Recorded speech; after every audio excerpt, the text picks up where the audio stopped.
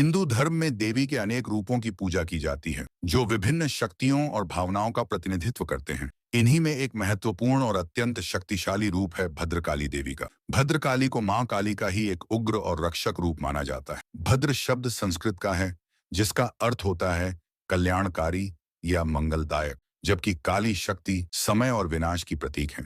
इस प्रकार भद्रकाली देवी एक ऐसी शक्ति है जो पाप और अन्याय का विनाश करके भक्तों के जीवन में शुभता और सुरक्षा का संचार करती हैं। भद्रकाली देवी की उत्पत्ति से जुड़ी अनेक पौराणिक कथाएं प्रचलित हैं। एक प्रसिद्ध कथा के अनुसार जब प्रजापति दक्ष ने भगवान शिव का अपमान किया और देवी सती ने अपमान से क्षुब्ध होकर यज्ञ कुंड में अपने प्राण त्याग दिए, तब भगवान शिव अत्यंत क्रोधित हो गए।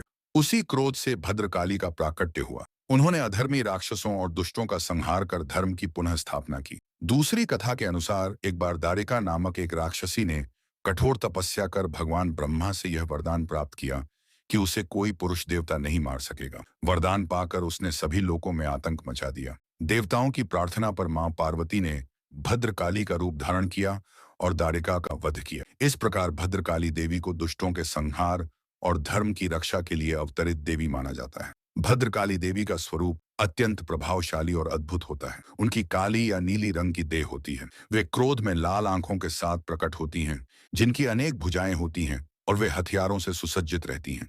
उनके हाथों में तलवार, त्रिशूल, खड्ग, ढाल और नरमुंड की माला होती है। वे बाघ या सिंह पर सवारी करती हैं। उनका यह उग्र रूप केवल भय दिखाने के लिए नहीं है, बल्कि यह इस बात का प्रतीक है कि वे अपने भक्तों की रक्षा के लिए किसी भी सीमा तक जा सकती हैं। भारत में भद्रकाली देवी के कई प्रसिद्ध मंदिर हैं जहां प्रतिवर्ष लाखों श्रद्धालु दर्शन करने आते हैं। भद्रकाली देवी की पूजा विशेष रूप से नवरात्रि के अवसर पर की जाती है। नवरात्रि के 9 दिनों में भक्त देवी के विभिन्न रूपों की पूजा करते हैं, जिसमें भद्रकाली का स्थान अत्यंत महत्वपूर्ण है। सप्तमी, अष्टमी और नवमी को उनकी पूजा विशेष रूप से की जाती है। दक्षिण भारत में थीयम जैसे लोकनाट्यों के माध्यम से देवी की गाथाएं प्रस्तुत की जाती हैं। भद्रकाली की पूजा से शत्रु भय, तांत्रिक प्रभाव और जीवन की नकारात्मक ऊर्जा समाप्त होती है।